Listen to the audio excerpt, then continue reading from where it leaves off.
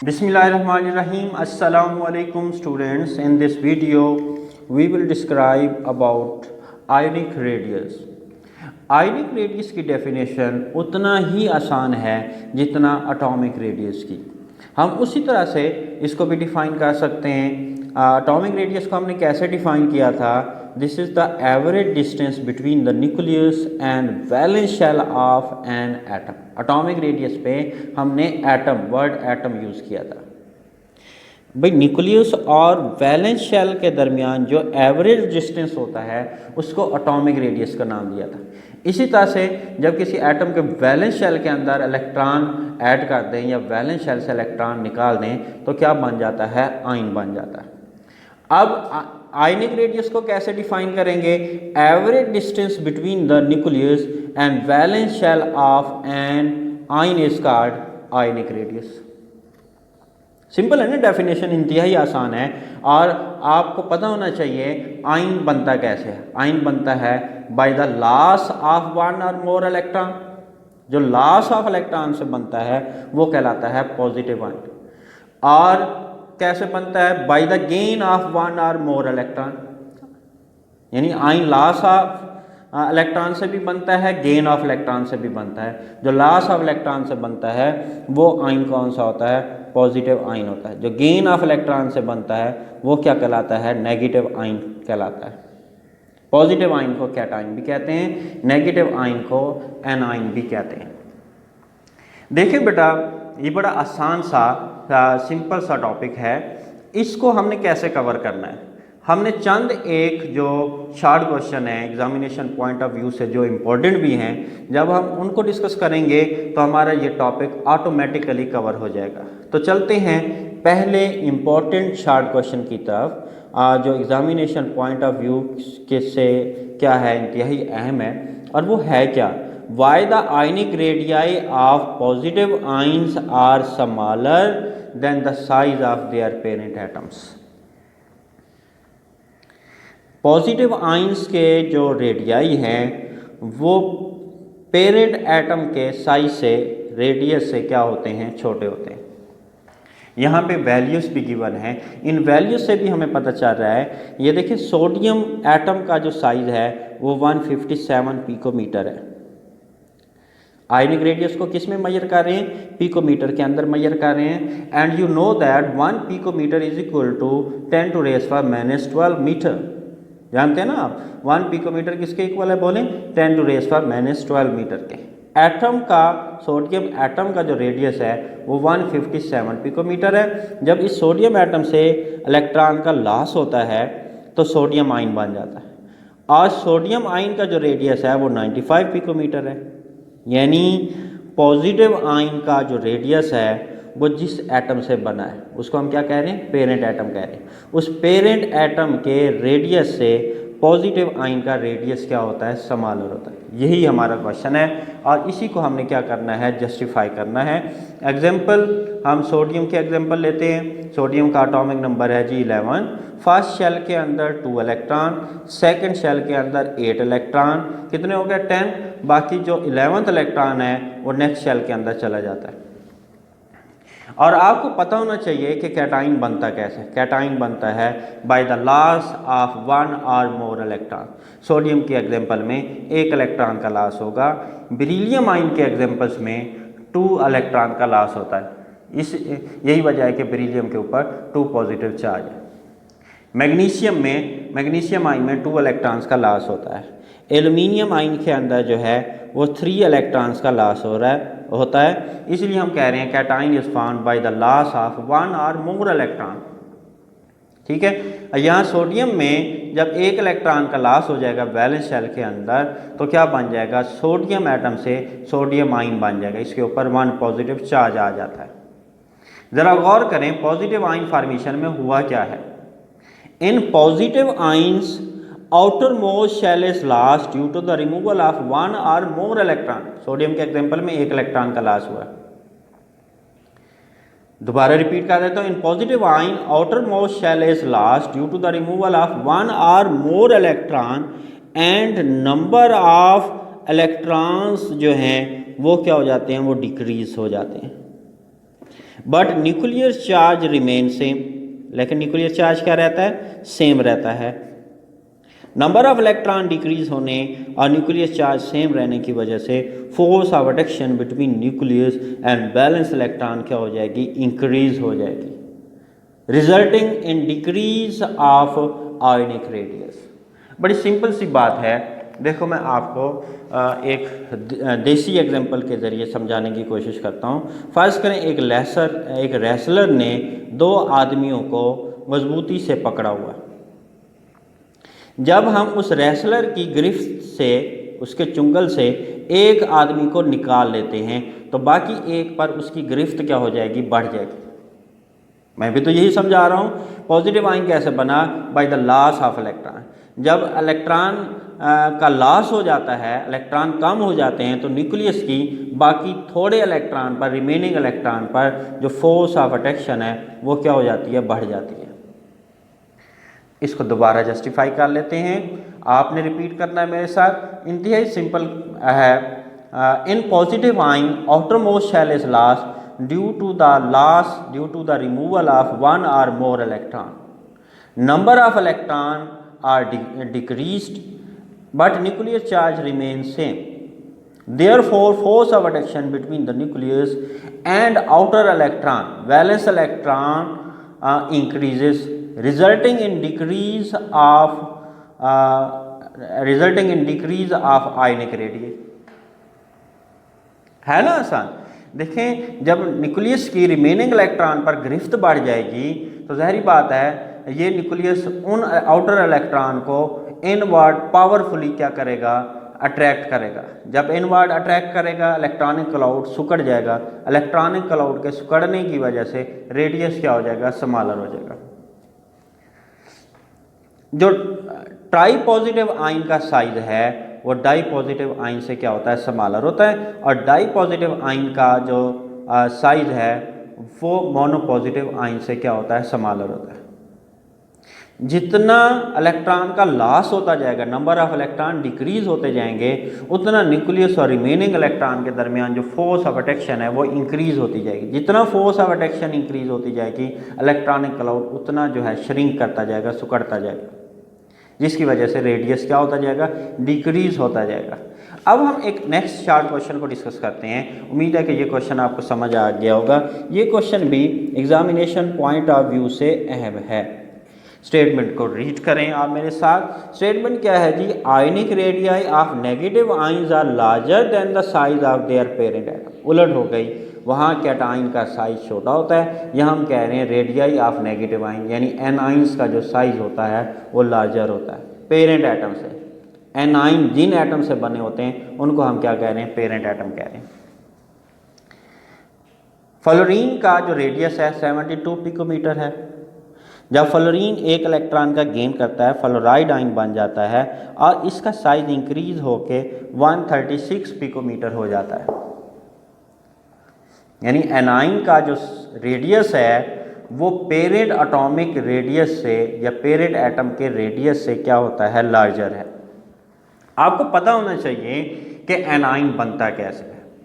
Fluorine का atomic number है 9, first shell के अंदर 2, सेकंड शेल में 7। जब ये वैलेंस शेल में एक इलेक्ट्रॉन गेन करता है तो अब वैलेंस शेल में कितने इलेक्ट्रॉन हो गए, 8। पहले 7 थे, अब क्या हो गए, 8 हो गए। बेटा जो नेगेटिव आयन है तो आपको समझ आ जानी चाहिए नेगेटिव आयन कैसे बना, बाय द गेन ऑफ 1 और मोर इलेक्ट्रॉन। फ्लोराइड आयन के एग्जांपल में एक इलेक्ट्रॉन का गेन हो रहा है और जब ऑक्साइड आयन बनेगा तो 2 इलेक्ट्रॉन का गेन होगा। यानी एनाइन कैसे बनता है, बाय द गेन ऑफ 1 और मोर इलेक्ट्रॉन। अंडरस्टैंड? आसान है ना, इंतहाई आसान है। देखें नेगेटिव आयन में हुआ क्या है। In negative ions number of electrons increased but nuclear charge remains same and force of attraction between nucleus and valence electron decreases, resulting increase in ionic radius, resulting in increase of ionic radius। देखो वही सादा example, एक आदमी ने, एक wrestler ने 2 आदमियों को पकड़ा हुआ था, मजबूती से पकड़ा हुआ था। एक और आदमी उसके अंदर हम क्या करते हैं, ऐड कर देते हैं। अब इस रेसलर की जो गिरफ्त है इन 3 आदमियों के ऊपर क्या हो जाएगी, पहले की निस्बत कम हो जाएगी। पहले 2 आदमियों को मजबूती से जकड़ा हुआ था, जब तीसरा आदमी उसके चुंगल में ऐड किया तो अब तीसरे आदमी, अब तीनों आदमियों पर इसकी गिरफ्त क्या हो जाएगी, कम हो जाएगी। यानी इलेक्ट्रॉन्स के ऐड होने से या नंबर ऑफ इलेक्ट्रॉन्स के बढ़ने से और चार्ज सेम रहने से न्यूक्लियस की आउटर इलेक्ट्रॉन पर जो गिरफ्त है, कशिश है, वो क्या हो जाएगी, कम हो जाएगी और इलेक्ट्रॉनिक क्लाउड जो है वो क्या कर जाएगा, एक्सपेंड कर जाएगा। Expansion of electronic cloud take place होती है। यही वजह है एनआयनिक रेडियस जो है पेरेंट एटॉमिक रेडियस से क्या होता है, लार्जर होता है। एक दफ़ा फिर मैं इसको दोहरा देता हूँ। आपने समझाने में ज़्यादा बातें कर दी हैं, लेकिन आपने जब इसको लिखना है तो चंद एक लाइन्स आपको याद करनी पड़ेंगी। In anion formation number of electrons are increase but nucleus charge remain same, force of attraction between nucleus and valence electron decreases. As a result radius of anion is increased than parent atomic radius. Number of electrons जितने increase होते जाएंगे, adding electrons की तादाद बढ़ती जाएगी, तो size भी क्या होता जाएगा, बढ़ता जाएगा। ऑक्साइड आयन का साइज जो है यूनी नेगेटिव आयन से क्या है, बड़ा है, क्योंकि इसमें इलेक्ट्रॉन्स की तादाद क्या होगी, ज़्यादा इंक्रीज होगी। जितना इलेक्ट्रॉन्स की तादाद इंक्रीज होगी, फोर्स ऑफ अट्रैक्शन उतना डिक्रीज होगी। तो अब हम पीरियाडिक ट्रेंड्स को डिस्कस करते हैं ग्रुप्स में और पीरियड्स के अंदर।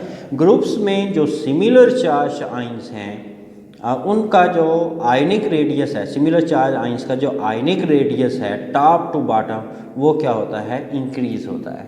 इंक्रीज होने की रीज़न बेटा जान लें, पहले इसको रीज़न को याद कर लें, फिर समझ भी लेते हैं। नंबर ऑफ शेल्स जो हैं वो क्या होते हैं, टॉप टू बॉटम इंक्रीज होते हैं सिमिलर चार्ज आइंस के लिए, और शील्डिंग इफेक्ट इंक्रीज होता है। नंबर ऑफ शेल्स इंक्रीज होने और शील्डिंग इफेक्ट के इंक्रीज होने की वजह से जो फोर्स ऑफ अट्रैक्शन है बिटवीन न्यूक्लियस और वैलेंस इलेक्ट्रॉन, ये डिक्रीज हो जाती है। जब न्यूक्लियस और वैलेंस इलेक्ट्रॉन के दरमियान फोर्स ऑफ अट्रैक्शन डिक्रीज होगी, इलेक्ट्रॉनिक क्लाउड एक्सपेंड करेगा। जब इलेक्ट्रॉनिक क्लाउड एक्सपेंड करेगा तो रेडियस क्या हो जाता है, इंक्रीज हो जाता है। सिमिलर चार्ज आयन जैसे फर्स्ट ए ग्रुप के अगर हम आइंस की बात करें, जैसे लिथियम आयन है, सोडियम आयन है और पोटासियम आयन है, ये सारे क्या हैं, सिमिलर चार्ज आयंस हैं। अगर हम सेकंड ग्रुप के आयंस की बात करें, जैसे बेरिलियम आयन है, जैसे मैग्नीशियम आयन है और जैसे कैल्शियम आयन है, सब के ऊपर 2 पॉजिटिव चार्ज है, तो ये क्या है, सिमिलर चार्ज्ड आयंस हैं।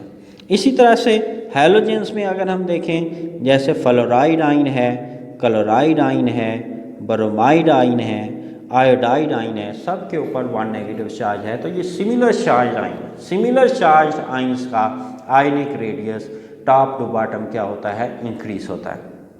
अब हम फर्स्ट ग्रुप के आयंस को समझ लेते हैं कि ये इनका साइज़ जो है कैसे इंक्रीज होता है, फिर हमें रीजंस भी आसानी से समझ आ जाएंगे। लिथियम का एटॉमिक नंबर है 3, फर्स्ट शेल के अंदर 2 इलेक्ट्रॉन, सेकंड में 1 इलेक्ट्रॉन।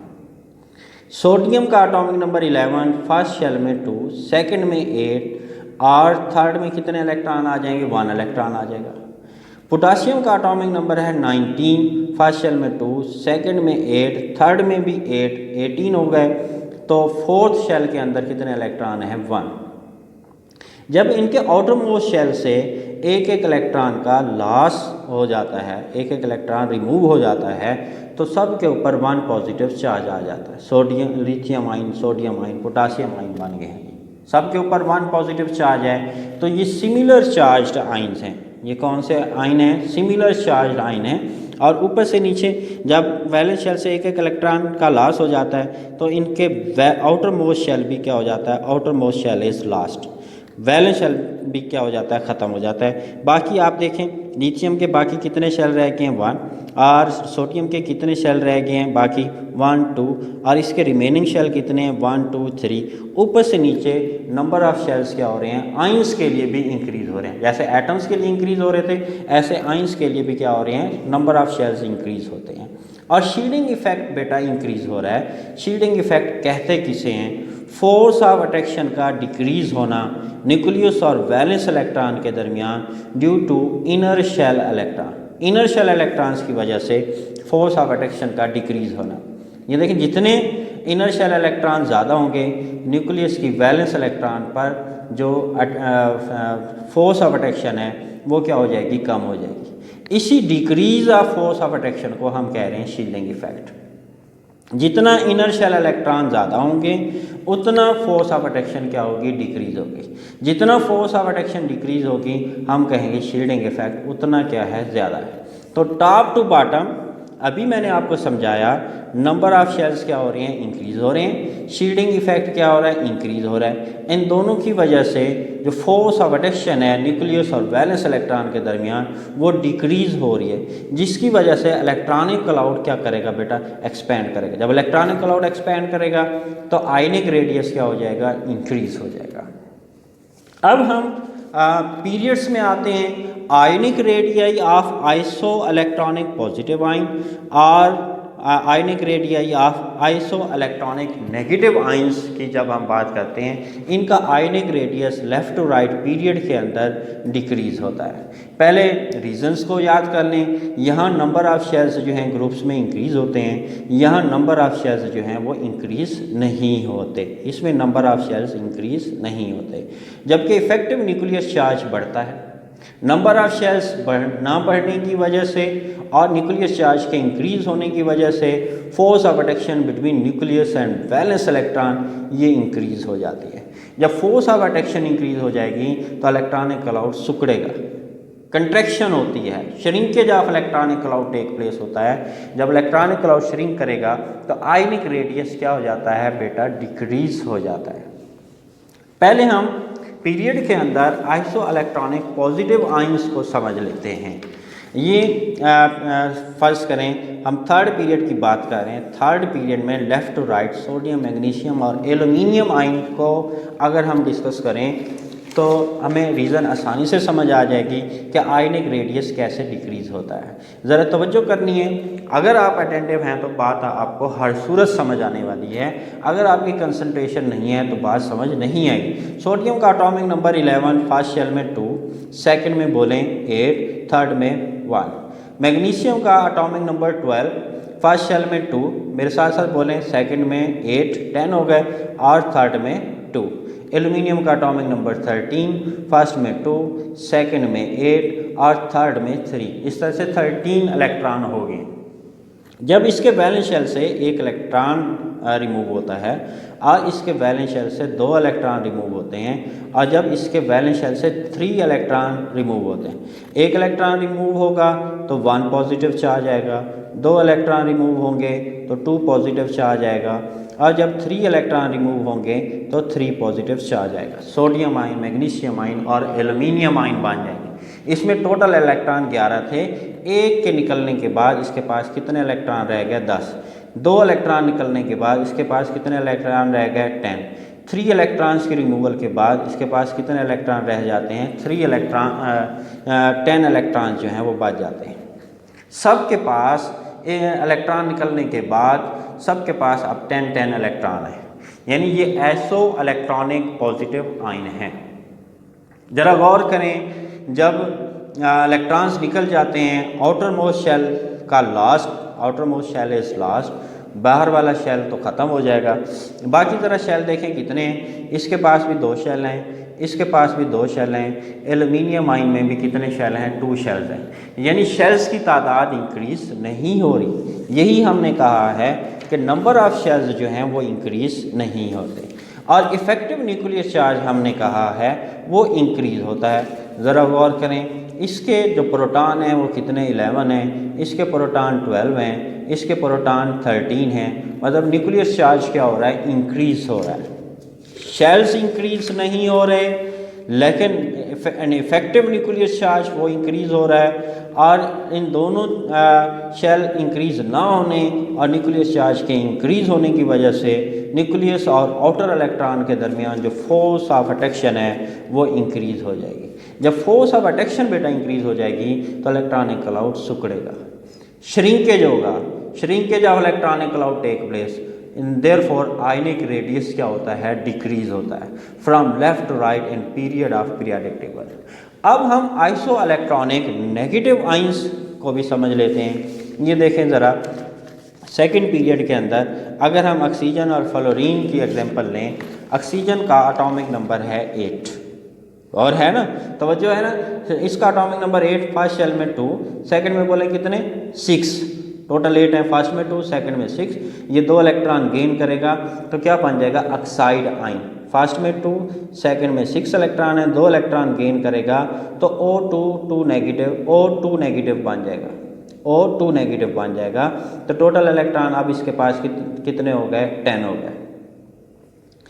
और फ्लोरीन का एटॉमिक नंबर 9 है, फर्स्ट शेल में 2 है, सेकंड में 7 है, और जब ये एक इलेक्ट्रॉन गेन करता है तो इसके पहले शेल में कितने हो जाते हैं, 8 इलेक्ट्रॉन हो जाते हैं। इसका भी ऑक्टेट मुकम्मल हो गया, इसका भी ऑक्टेट मुकम्मल हो गया। दोबारा रिपीट कर देता हूँ, जब फ्लोरीन एटम एक इलेक्ट्रॉन गेन करता है, यानी पहले शेल में 2 थे, दूसरे में 7 थे, जब एक गेन करेगा तो अब कितने हो जाएंगे, पहले में 2 दूसरे में 8 हो जाएंगे, और फ्लोराइड आइन बन जाएगा 1 इलेक्ट्रॉन के ऐड होने से। इसके ऊपर 1 नेगेटिव चार्ज है, इसके ऊपर 2 नेगेटिव चार्ज है 2 इलेक्ट्रॉन के ऐड होने की वजह से। अब दोनों के अंदर जो नंबर ऑफ इलेक्ट्रॉन्स हैं ज़रा गौर करें, पहले शेल में 2 दूसरे में 8, पहले शेल में 2 दूसरे में 8 हैं। दोनों जो आइंस हैं, चाहे ऑक्साइड आइन है चाहे फ्लोराइड आइन है, दोनों आइंस के अंदर 10 इलेक्ट्रॉन हैं। ये आइसो इलेक्ट्रॉनिक नेगेटिव आइंस हैं। आइसो इलेक्ट्रॉनिक नेगेटिव आइंस में देखें शेल्स बढ़े हैं या नहीं बढ़े, लेफ़्ट टू राइट दोनों के अंदर नंबर ऑफ शेल्स क्या हैं, सेम है। तो हमने भी यही बात की है, लेफ़्ट टू राइट पीरियड्स के अंदर नंबर ऑफ शेल्स इंक्रीज नहीं होते, नंबर ऑफ शेल्स इंक्रीज नहीं होते, और न्यूक्लियर चार्ज क्या होता है, इंक्रीज होता है। इसके प्रोटॉन कितने हैं, 8 हैं, इसके न्यूक्लियस में प्रोटॉन कितने हैं, 9 हैं। Left to right effective nuclear charge increase होता है। मैंने कहा शेल ऐड ना होने और इफेक्टिव न्यूक्लियर चार्ज के बढ़ने की वजह से force of attraction between nucleus और वैलेंस इलेक्ट्रॉन क्या हो जाती है, इंक्रीज हो जाती है, जिसकी वजह से इलेक्ट्रॉनिक क्लाउड सिकुड़ जाता है। इलेक्ट्रॉनिक क्लाउड जब श्रिंक करेगा तो रेडियस क्या हो जाएगा, डिक्रीज होगा। उम्मीद है आपको बात समझ आ गई होगी।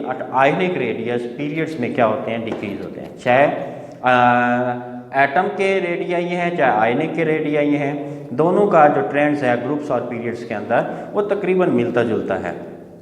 अब हम आइसो इलेक्ट्रॉनिक स्पीशीज़ को थोड़ा सा मज़ीद एक्सप्लेन कर लेते हैं। कैसे भला आइसो इलेक्ट्रॉनिक स्पीशीज़ होती क्या हैं? वो स्पीशीज़ जिनके नंबर ऑफ इलेक्ट्रॉन सेम हो और जिनकी इलेक्ट्रॉनिक कॉन्फ़िगरेशन सेम हो, उन स्पीशीज़ को हम आइसो इलेक्ट्रॉनिक स्पीशीज़ कहते हैं। बात तो हर सूरत समझ आएगी। ज़रा देखें, सोडियम आइन, मैग्नीशियम आइन, एल्यूमिनियम आइन, ऑक्साइड आइन, फ्लोराइड आइन और नियान की अगर हम बात करें तो ये आइसो इलेक्ट्रॉनिक स्पीशीज़ हैं। सोडियम का एटॉमिक नंबर 11, सोडियम आइन जब बनेगा तो 1 इलेक्ट्रॉन का लॉस होगा, बाकी कितने इलेक्ट्रॉन रह गए, 10, फर्स्ट शेल में 2 सेकंड में 8। ये इलेक्ट्रॉनिक कॉन्फ़िगरेशन बताइए मैंने। मैग्नीशियम आइन जो है, मैग्नीशियम का एटॉमिक नंबर 12, मैग्नीशियम आइन कैसे बनेगा, 2 इलेक्ट्रॉन के लास्ट से, बाकी कितने रह जाएंगे, 10, फर्स्ट में 2 सेकंड में 8। एल्यूमिनियम आइन कैसे बनेगा, 3 इलेक्ट्रॉन के लास्ट से, इसका एटॉमिक नंबर 13 है, जब 3 इलेक्ट्रॉन्स का लास्ट होगा तो बाकी कितने रह जाएंगे, 10, फर्स्ट में 2 सेकंड में 8। ऑक्साइड आइन कैसे बनता है, by the gain of 2 electron, O2 negative, oxygen पर 2 नेगेटिव चार्ज कब आएगा, जब 2 इलेक्ट्रॉन्स का गेन होगा। एटॉमिक नंबर इसका 8 है, जब 2 इलेक्ट्रॉन का गेन होगा तो टोटल इलेक्ट्रॉन कितने हो जाएंगे, 10, फर्स्ट में 2 सेकंड में 8। इसका एटॉमिक नंबर क्या है, 9। फ्लोराइड आइन कैसे बनेगा, 1 इलेक्ट्रॉन के गेन से, तो टोटल कितने हो गए, जब गेन करेगा तो टोटल 10 इलेक्ट्रॉन हो गए, फर्स्ट में 2 सेकंड में 8। इसके हैं ही 10 इलेक्ट्रॉन, तो फर्स्ट में 2 सेकंड में 8। ये न्यूट्रल एटम है, इसमें ना गेन होगा ना इलेक्ट्रॉन का लॉस होगा। तो सब की इलेक्ट्रॉनिक कॉन्फ़िगरेशन सेम है और सब के अंदर 10 इलेक्ट्रॉन्स हैं, यानी नंबर ऑफ इलेक्ट्रॉन्स भी सेम है, इलेक्ट्रॉनिक कॉन्फ़िगरेशन भी सेम है, इसलिए इन सब स्पीशीज़ को हम क्या कहेंगे, आइसो इलेक्ट्रॉनिक स्पीशीज़ कहेंगे। अब साइज़ के लिहाज से इनका आर्डर हम लिखते हैं। एक बात आप समझ लें, बड़ी सिंपल सी बात है, जिसका न्यूक्लियर चार्ज जितना ज़्यादा होगा उसका, उस एटम का या उस आयन का साइज़ जो है उतना कम होगा। न्यूक्लियर चार्ज जितना ज़्यादा, साइज़ उतना क्या होगा, छोटा होगा, आयन का या उस एटम का। ज़रा गौर करें, ऑक्साइड आयन का जो रेडियस है सबसे बड़ा है। ऑक्साइड आयन का रेडियस क्यों बड़ा है? इसके न्यूक्लियस में प्रोटॉन कितने हैं? 8 हैं, यानी न्यूक्लियर चार्ज इन सब से क्या है, कम है। न्यूक्लियर चार्ज कम तो साइज़ क्या हो जाएगा, बढ़ जाएगा। न्यूक्लियर चार्ज ज़्यादा हो तो साइज़ छोटा होता है, न्यूक्लियर चार्ज कम होगा तो साइज़ क्या होगा, ज़्यादा होगा। ऑक्साइड आयन का साइज़ सबसे बड़ा होगा। उसके बाद जो फ्लोराइड आयन है उसका साइज़ इससे छोटा फ्लोराइड का है। फ्लोराइड से छोटा जो है वो नियान का है। इसका न्यूक्लियर चार्ज क्या है, फ्लोराइड से ज़्यादा है, 10 प्रोटॉन्स हैं इसके न्यूक्लियस में। सोडियम के न्यूक्लियस में 11 प्रोटॉन्स हैं और मैग्नीशियम के न्यूक्लियस में 12 प्रोटॉन्स हैं और एल्युमिनियम के न्यूक्लियस में कितने प्रोटॉन हैं, 13 प्रोटॉन हैं। न्यूक्लियर चार्ज जो है इस तरह से क्या हो रहा है, बढ़ रहा है, लेकिन नंबर ऑफ इलेक्ट्रॉन्स के हैं सब के अंदर सेम है, क्योंकि आइसो इलेक्ट्रॉनिक स्पीशीज़ है। इलेक्ट्रॉन्स की तादाद सेम है और न्यूक्लियर चार्ज यूँ क्या हो रहा है, इंक्रीज़ हो रहा है। न्यूक्लियर चार्ज बढ़ता जाएगा तो साइज़ क्या होता जाएगा, कम होता जाएगा। न्यूक्लियर चार्ज के इंक्रीज़ होने से साइज़ क्या हो रहा है, डिक्रीज़ हो रहा है। न्यूक्लियर चार्ज के बढ़ने और इलेक्ट्रॉन्स की तादाद सेम रहने की वजह से force of attraction between nucleus और आउटर इलेक्ट्रॉन क्या होती जा रही है, इंक्रीज़ होती जा रही है। और फोर्स ऑफ अट्रैक्शन इंक्रीज़ होती जाएगी तो साइज़ क्या होता जाएगा, डिक्रीज़ होता जाएगा। ये चीज़ MCQs के अंदर भी पूछी जा सकती है।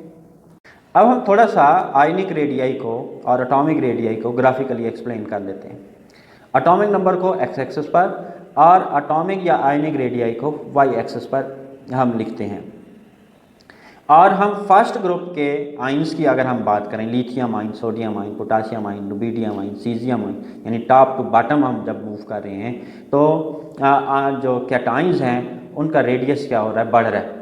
ग्राफ लाइन नीचे से ऊपर जा रही है, इसका मतलब कैटाइन का रेडियस क्या हो रहा है, इंक्रीज हो रहा है। इनके जो पेरेंट एटम हैं उनके रेडियस की अगर हम बात करें, lithium, sodium, potassium, rubidium, caesium, atomic radii भी क्या हो रहे हैं, टॉप टू बॉटम, यानी ऊपर से नीचे जब हम आते हैं, लिथियम से सोडियम, सोडियम से potassium, top to bottom radii क्या हो रहे हैं, इंक्रीज हो रहे हैं। वो रीज़न भी हम डिस्कस कर चुके हैं। ग्राफ लाइन नीचे से ऊपर जा रही है, इसका मतलब एटॉमिक रेडियाई भी ग्रुप में इंक्रीज होते हैं और उन एटम से जो कैटाइंस बने हैं उनके रेडियाई भी क्या होते हैं, इंक्रीज होते हैं। ग्राफ लाइन नीचे से ऊपर जा रही है, लेकिन जो कैटाइंस की ग्राफ लाइन है वो एटॉमिक रेडियाई से नीचे दी गई है। इसका मतलब है कैटाइन का रेडियस पेरेंट एटॉमिक रेडियस से क्या होता है, छोटा होता है। लिथियम आयन का रेडियस, लिथियम एटम के लिथियम के जो एटॉमिक रेडियस है उससे क्या है, छोटा है। सोडियम एटम का, सोडियम आयन का जो रेडियस है सोडियम एटम के रेडियस से क्या है, छोटा है। पोटाशियम आयन का जो रेडियस है वो पोटाशियम एटम के रेडियस से क्या है, समालग है। इसी तरह से 7th ग्रुप में आ जाएं, टॉप टू बॉटम जब हम मूव करते हैं, फ्लोरीन से क्लोरीन, क्लोरीन से ब्रोमीन, ब्रोमीन से आयोडीन, टॉप टू बॉटम जब हम मूव कर रहे हैं ग्रुप में तो रेडियस क्या होता है, इंक्रीज होता है। ग्राफ लाइन नीचे से ऊपर जा रही है, इसका मतलब रेडियस क्या हो रहा है, इंक्रीज हो रहा है। जब ये इलेक्ट्रॉन गेन करते हैं तो एनाइंस बन जाते हैं। फ्लोराइड आयन का रेडियस फ्लोरीन एटम से क्या है, बड़ा है, इसलिए ग्राफ लाइन एनाइंस की ऊपर दी हुई। क्लोराइड आयन का साइज क्लोरीन के एटॉमिक रेडियस से क्या है, लार्जर है। ब्रोमीन आयन का जो ब्रोमाइड आयन का जो रेडियस है वो ब्रोमीन एटम के रेडियस से क्या है, लार्जर है। एनाइंस का जो नेगेटिव आयंस के रेडियाई हैं वो atomic radii, parent atomic radii से क्या होते हैं, लार्जर होते हैं। ये हम पहले भी डिस्कस कर चुके हैं। ये था जी आज का हमारा topic. That's it, thank you.